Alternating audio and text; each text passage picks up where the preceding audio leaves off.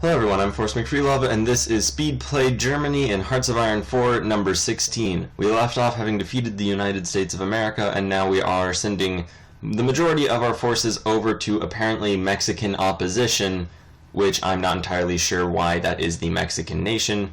I haven't paid enough attention to North America until right now.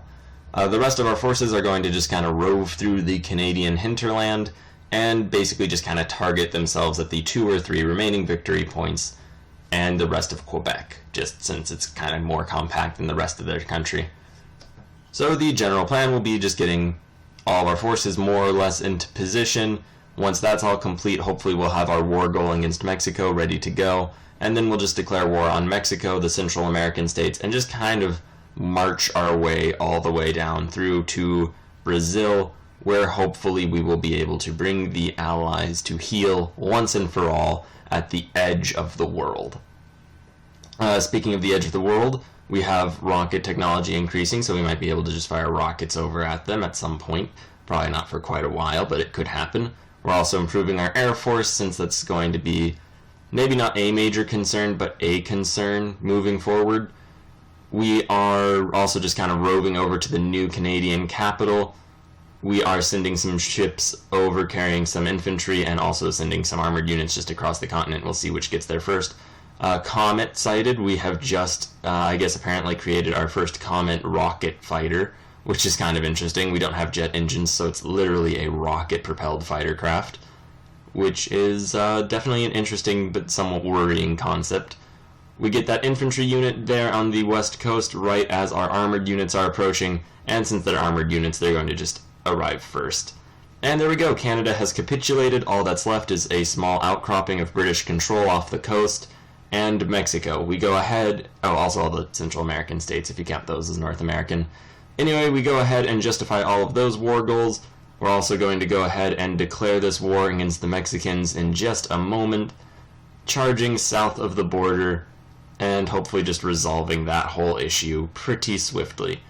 The pause happens because the game delays every time I declare war at this point, so isn't it lovely that we're going to declare something like 8 or 9 wars in rapid succession in just about 25 days once we carve our way through Mexico, provided we don't really face too stiff of opposition. However, at this point we rolled through the United States of America fairly easily, and Canada basically was just us driving from one end to another. At least they both put up significantly more resistance than the French, and arguably even the Soviet Union. That being said, we are just kind of gunning it through their countryside. We'll probably make it to Mexico City fairly soon. We have taken direct control over a group of 24 of our armored units, which we just sort of split off in the last episode. Anyway, though, so their goal is just going to be to kind of rove on through, hoping for the best along the way. We have, as you can clearly tell, made a tremendous breakthrough in the center of Mexico, splitting their military forces off on either wing over where the border used to be. And honestly, I'm not really anticipating any resistance from the Mexican military beyond that. At least not in anything resembling a considerable, just a considerable resistance. It may slow our forces down as they charge through the countryside, but I don't really believe there will be anything other than that.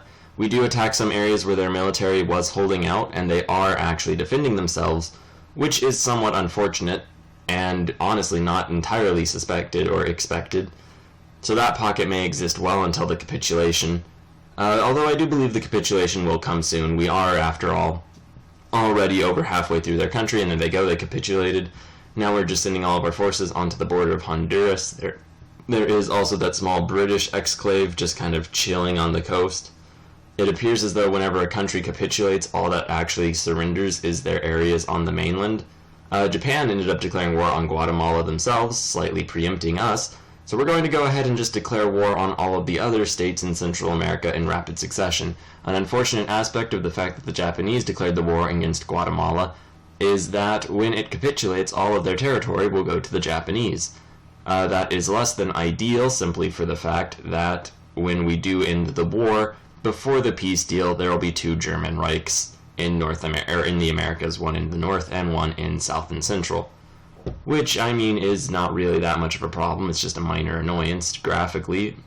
So really, no reason to complain. And we are just kind of roving on through. It looks as though, there they go, they have capitulated rather swiftly. We actually managed to get ourselves control over one of their territories, which is kind of nice in a vague sort of way. We go ahead and look for another technology to get. At this point, it's just going to be another aircraft. We're just going to keep pumping out aircraft and hoping for the best. Meanwhile, our forces are just kind of gunning on through. It looks as though they're slowing down, which I believe may be a result of us getting a bit beyond our supply limit, now that we are basically sending the entire fuel-using portion of our military into an area with notoriously poor infrastructure.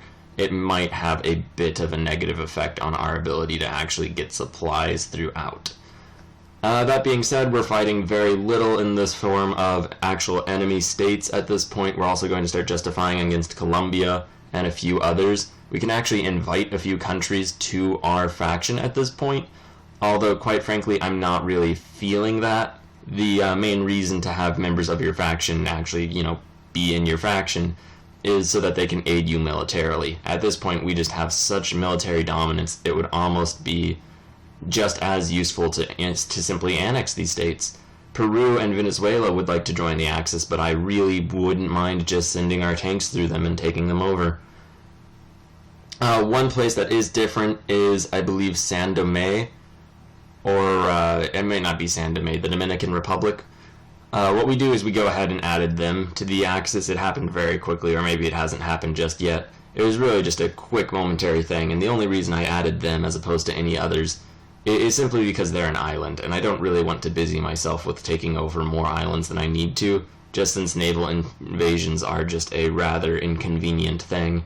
We've also gone ahead and taken control over the airs of Central America.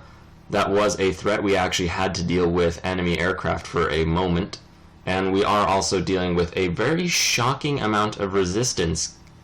Although the rest of the army is just moving forward, so it's not as though it matters too much. We are already at Panama, and we'll hopefully take the Canal zone fairly soon. Southeast Asia, you'll notice, or Indonesia and Australia, has not even been touched. It's almost as though the Japanese don't even care to work on that. So we go ahead and create ourselves a Marine group. We'll hopefully get at least one group of Marines up by the time the war is over, although whether or not that is actually going to happen remains to be seen. We're going to create something like 3 or 4 groups. I believe it is in parallel, or as a series. In parallel sounds correct.